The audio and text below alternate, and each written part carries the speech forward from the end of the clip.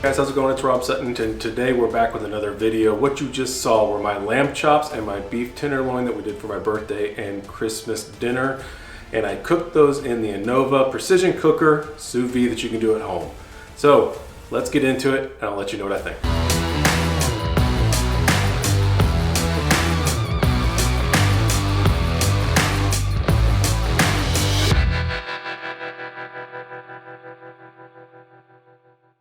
First off, what you'll notice is this is not the most current model. I've been using this one for about a year now, and I've used it with everything from beef to lamb chops to vegetables, chicken, and everything throughout the year.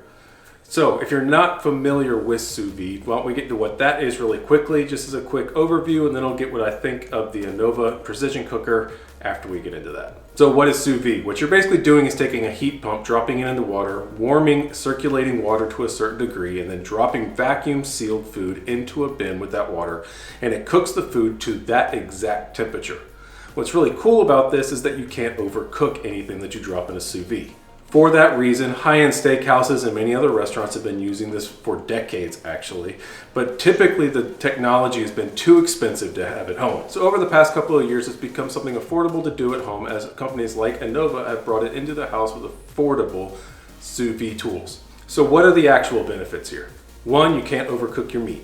So since it's sitting in that water bath, it can only get to, say, that 131.5 degrees. It can't go over. So when you put something in an oven or on a grill, you're setting that oven or grill to a higher temp than you actually want to cook at initially. And then you're grilling or baking the meat or the vegetables up to a certain temperature over time, but you don't want to go over that. With a sous vide, it can't go past that certain temperature range. So once you drop it in, there's zero risk of overcooking whatever you are cooking at that time. Another benefit here is that you don't get any dryness. So when you drop a steak in, there is nowhere for everything to go. Like when you drop it on for a grill, it can dry out and it can get thinner. With a sous vide, that's not going to happen. The juices stay with the steak and it cooks actually within those juices as it renders down the fat. What this ends up with is a very juicy piece of meat, especially with chicken. You don't have to worry about the overcooking, and you get to keep the moisture of the chicken, especially with chicken breasts or even pork tenderloins. I remember the first time I cooked a pork tenderloin in the sous vide, I actually thought it was undercooked when it wasn't, because it actually kept that juiciness to the meat that you a lot of times lose in the grill or the oven. Another benefit you get here is that it is basically hands-off. I tell people this all the time, but it really seems like I'm cheating when I cook with the sous vide versus the grill or the oven, where you have to use a little bit more finesse and take it off at the exact right time and let it rest for the exact right time to get everything perfect. The sous vide is really hands-off. And especially with some of them, like we'll talk here in a little bit, you can actually leave them and see them on your phone exactly how long it's been in the sous vide and making sure it's still on. So you can do anything you want to. You don't have to sit here and monitor the meat like you would in an oven or on the grill. Another thing with the whole sous vide method that isn't talked about very often is that you can use it to reheat food as well. Since you're not putting it on a hot saucepan or in the oven or the microwave, you don't have to worry about bringing the temperature up past what it was cooked at originally. So if you have a medium rare steak, you can reheat a medium rare steak right to that exact temperature, and you don't end up with this dry slab of gray meat at the end. This is especially useful when we freeze smoked pork. So when we do a pork butt and we freeze that leftover shredded meat, I could put it, drop down in the sous vide, and it's reheated perfectly. The things that you need for a sous vide, which I'll link down in the description below, is a way to vacuum seal the food. You can use an actual vacuum sealer. I find it's much easier to just do the immersion method with freezer storage bags, typically the gallons ones. You need something to actually have the water bath in. So there are certain times when I'm doing smaller items where I might want to do just like a pot, but I typically use these medical grade containers that you can get off of Amazon. 3, you need your sous vide cooker, which is what you see here with the Anova behind me, but there are other brands as well. And what that does is heat and circulate the water to get it up to temp and hold it at temperature while you're cooking your food. Once you have cooked your food in the sous vide and it's done, what you're going to end up seeing with meat is something that looks kind of pale. It doesn't really look all that appetizing. The reason for that is because the outside of the meat is cooked exactly the same temperatures all the way through the core. So the benefit of the sous vide looks kind of funny when it first comes out of the bag because it is perfectly cooked to that entire temperature. So what you do at that point in time is you sear it. For me, I personally like to drop it on the big green egg. It gives more of a grilling taste to it. I'm able to crank that up really high to like 700, 750 and drop the meat on, get that sear and pull it off really quickly. You can also use any kind of stovetop And a lot of people you'll see online use a torch. I personally don't like the torch method. I like to heat up a stovetop or heat up the grill and get that really good sear on the outside and then have perfectly cooked meat all the way through. So now that we've kind of reviewed what sous vide is, let's get into the Anova cooker specifically. Now, when you go onto Amazon, you can find a wide range of cookers ranging from anywhere from $75 maybe up all the way to $500. The Anovas come in somewhere at that $100 range. You got this one at $200 and then a more pro model at $400. Now, what are you going to find different in each one of these cookers that affects the price? Because effectively, it's just a heat pump that's circulating water.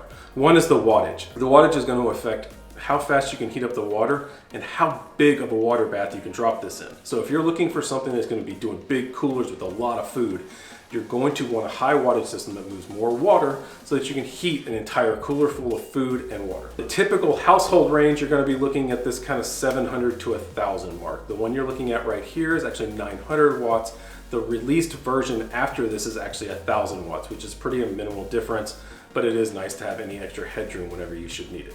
So the second thing you're going to be looking at is connectivity, if it has any. Some of the really cheap ones, you're completely manually changing everything on the machine itself. There is no smartphone connectivity. Then you can step up to Bluetooth, which gives you minimal range around the cooker, but it does give you app access and controllability through your smartphone. Then the next step up is going to be Wi-Fi, like this unit here.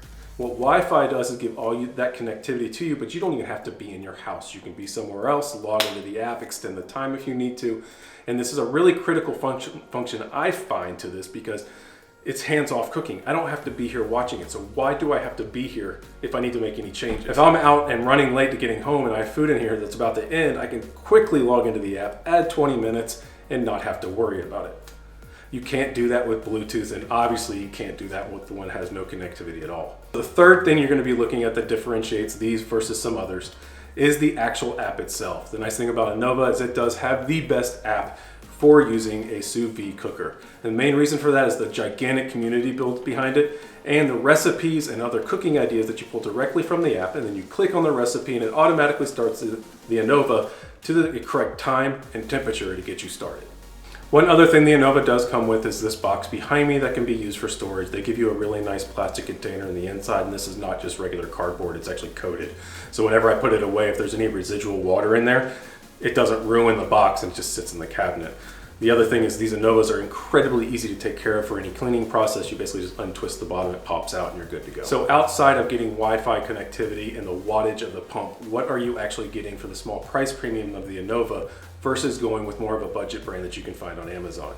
First and foremost, they provide you with a 100-day guarantee, so if you don't like it, you can always just return it within the first 100 days, and they also have a 2-year warranty. The reason they have that 2-year warranty is because the pump is going to be more reliable and you get more power out of it over longer cycle times. For a small percentage kick in price, you are going to get that reliability, but more importantly, it's about that app and app development. I can't tell you how many different recipes and the community work I've gotten off of that application, and it works every time, and they're constantly updating it to make it even better. So guys, I know this video has been more about the sous vide process than the Anova specifically. The reason for that is a lot of these are really similar. Like I said, it's just a heat pump and water. What you're really paying for is the extra connectivity and the app and the development. Once you get started doing this, you will feel like you're cheating when you are cooking. It comes out with a perfect cut of meat every time. So when you combine that with something like the Big Green Egg, you get perfect meat every time, and you don't have to worry about it anymore.